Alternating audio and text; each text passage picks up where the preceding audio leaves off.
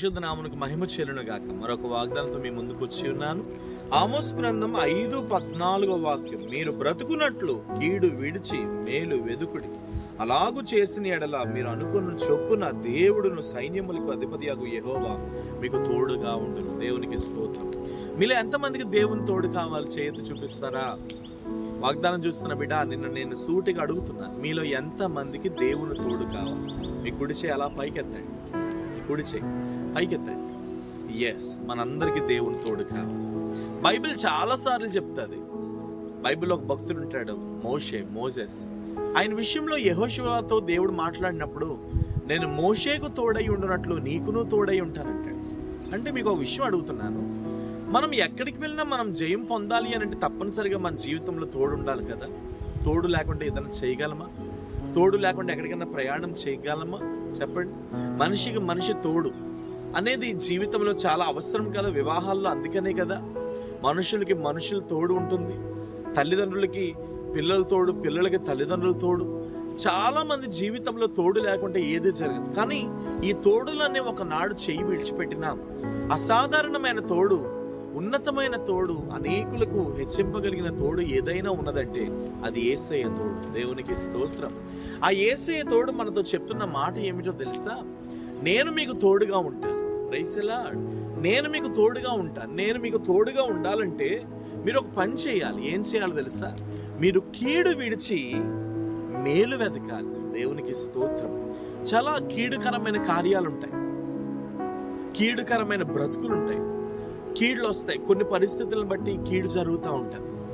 కొన్ని పరిస్థితులను బట్టి కొంతమంది జీవితాలు చెడు జరుగుతూ ఉంటుంది. ఆ చెడుని బట్టి వారు ఏం చేయలేరు.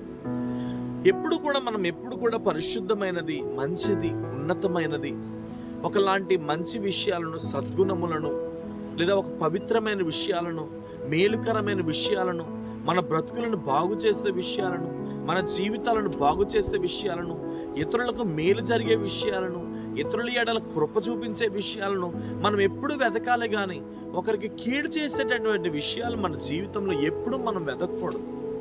మీకు దేవుని తోడు కావాలి అని అంటే తప్పనిసరిగా ఈ వాగ్దానం మీరు పాటించాలి. ఏంటి ఆ మాట అంటే, మీరు కీడులన్నీ విడిచిపెట్టాలి, చెత్తంతా విడిచిపెట్టాలి, దేవునికి ఇష్టం లేని కార్యాలన్నీ మీరు విడిచిపెట్టాలి, మేలును వెతకాలి, మేలుకరమైన బ్రతుకును బ్రతకాలి, మేలుకరమైన జీవితాన్ని అవలంబించాలి, మేలుకరమైనటువంటి భవిష్యత్తును అవలంబించాలి. ఎప్పుడైతే మనం అలా అవలంబిస్తామో ఆటోమేటిక్గా దేవుడు మన జీవితంలో మనల్ని హెచ్చించడం ప్రారంభిస్తాడు. దేవునికి స్తోత్రం. కాబట్టి ఈరోజు ప్రభు నీతో మాట్లాడుతున్నాడు. దేవుని తోడు నీకు నీ జీవితంలో రాబోతుంది. కానీ మేలునే వెతుకు, మేలునే వెంబడించు, మేలునే ఆశ్రయించు, మేలు కొరకే బ్రతుకు, మేలే నీ జీవితంలో ఉండాలి.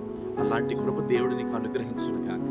ప్రభువా, ఎంతమంది అయితే ఈ వాగ్దానం చూస్తూ, అయ్యా మీరు నాకు తోడు కావాలి, మీరు నాకు తోడు కావాలని ఎంతమంది అడుగుతున్నారు? ఇప్పుడే వారి జీవితంలో మీ తోడు దిగివచ్చును గాక. ఇప్పుడే వారి జీవితాల్లో మీ తోడు దిగివచ్చును గాక. Right now in Jesus name వారి జీవితాల్లో నీ ఉన్నతమైన తోడు దిగి రావాలి ప్రభువా. ఏ ఒక్కరు కూడా నీ తోడు లేకుండా నశించిపోవడానికి వీల్లేదు. ఏ ఒక్కరు కూడా నీ తోడు లేకుండా పడిపోవడానికి వీల్లేదు. ఇదిగో ప్రభా, మేలును వెదికే వారిగా మార్చు, కీడును తప్పించుకునే వారిగా మార్చు. ఇదిగో కీడు అనేది వారి జీవితంలో ఉండొద్దు. కీడుకరమైన ఆలోచనలు కానీ, కీడుకరమైన ఉద్దేశాలు కానీ వారి బ్రతుకులలో ఉండకుండా వారి జీవితంలో మేలుకరమైనటువంటి భవిష్యత్తులు వారి జీవితంలో ఉండును గాక. తగిన మహిమతో నింపమని, అనేకులకు దీవెనకరంగా మార్చమని ప్రార్థిస్తూ యేసు నామములో ప్రార్థించుచున్నాను తండ్రి. ఆమేన్. God bless you. దేవుడు నమ్మదగిన వాడు. ధైర్యం తెచ్చుకోండి. ప్రభు కృప మీతో ఉంది. ప్రభు మిమ్మల్ని దీవించి ఆశీర్వదించుకోండి.